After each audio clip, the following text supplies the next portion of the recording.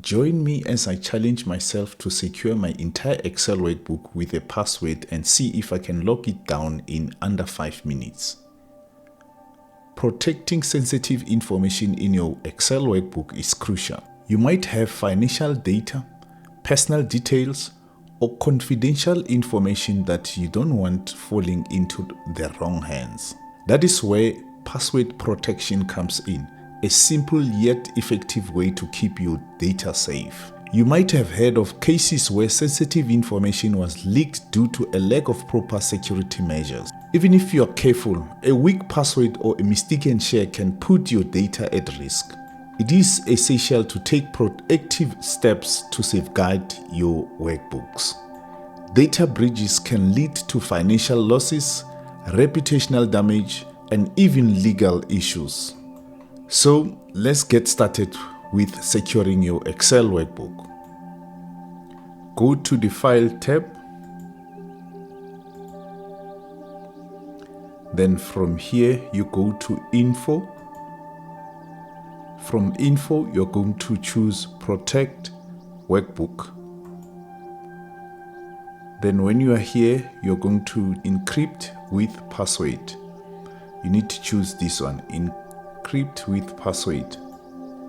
This will prompt you to put in the password that you're going to use to open up this particular workbook. So make sure that when you choose your password, the password, it's the one which is strong and also unique. And I would also advise that a good password should be made up of a mix uppercase and lower cases. Sometimes, if necessary, you can also include numbers or special characters, and try to make sure that you avoid using easily guessable information like your name or date of birth.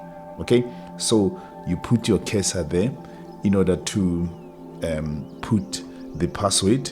I'm going to put my password on this workbook.